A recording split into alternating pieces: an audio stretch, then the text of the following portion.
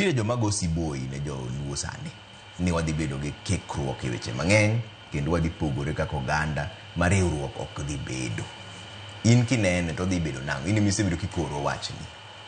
Joluo dhi riwore mbele ka koso ng'ato dhi baro gi kore. Nikech kwa ng'iyo jagoro mongirore kaka Sifuna ok ochal ka gima en kodu kamoro achiel. Trevor, Sifuna, jagoro ma Sifuna en ga wuoyi mariek, tembe en wuoyi ma wiye tek matin. Well, ok ni wan wiwa ok tek, but ang'e ni en gimo mako, en ka nong'iyo, to nong'iyo ni broad-based government obed nyaka 2027 to ket ng'ato chung'. To ok en gima nyalo timore. Koro miyo Sifuna bro mana neno kuma piny ochung'. Yani Sifuna's problem ma Sifuna kata ma Sifuna ni Sifuna Nairobi. To Nairobi ng'eni jago kura ma Nairobi opogore gi jago kura ma Kaluo kata Madala. Ma Kisumu kama bro chunge governor maba adhi loyo.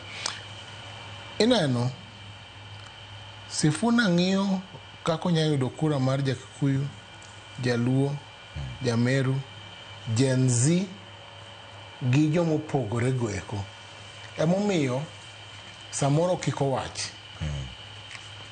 To Sifuna bro nyisi wach maler ni kata kiko wach, ok wach mondo yiero duoge Senate, mano to ka problem.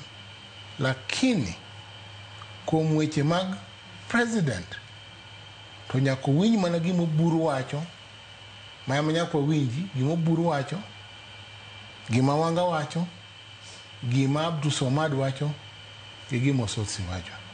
Ni wane sirikani. Osotsi beno wacho ni obro rito baba bro nyise. To baba koro se nyise, nikech baba koro onge. Tambe na nyise ni mae sirikal mwantiere.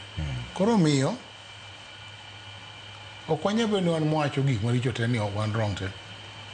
Ka Wanga wuoyo, jotelo go wuoyo, Oburu bose wuoyo very very clearly. Kech Oburu koro ema top party kaka na motelo. Koro nyako winj gima mzee Oburu wacho.